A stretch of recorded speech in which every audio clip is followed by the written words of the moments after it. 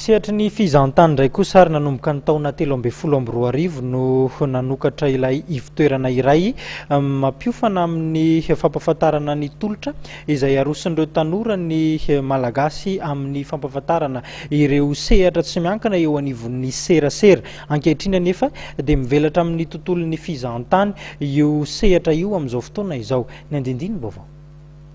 Misokatra bebe kokoa amin'ny tontolon'ny fizahantany ny fitoerana momba ny serasera Becom mandritra ny taom-piasana vaovao. Ny 5.0 isanjaton'ny arikarena faobe dia azo avy amin'ny fizahantany ka izay indrindra ny tokony hanosehana bebe kokoa ity sehatra ity hoy ny mpitantana avy ao amin'ny Becom.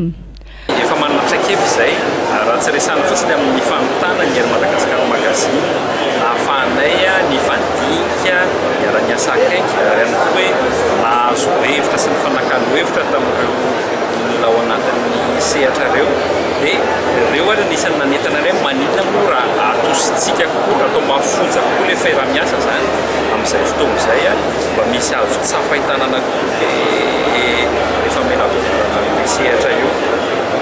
Io zany matetika moa zany tsikaritra hoe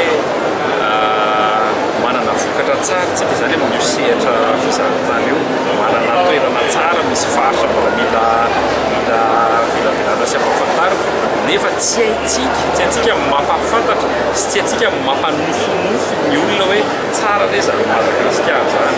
Rehefa resana Madagasikara dia ragidro dia baobaba dia omby dia posy dia sarety fa misy zavatra akoatran'izay dia anisan'ny tanjonay zany hoe ampanofinofy ny olona hoe Madagasikara zany rehefa tena tanàna tsara tarehy mateolona ary amin'ny fahafahampo satria paradisa kely zany tanàna zany. Mbola vitsy ireo ivitoerana momba ny serasera eto amintsika no miompana sy miasa manokana momba ny sehatry ny fizahantany ka izay no mampirisika ireo tanora hiroso amin'io asa io.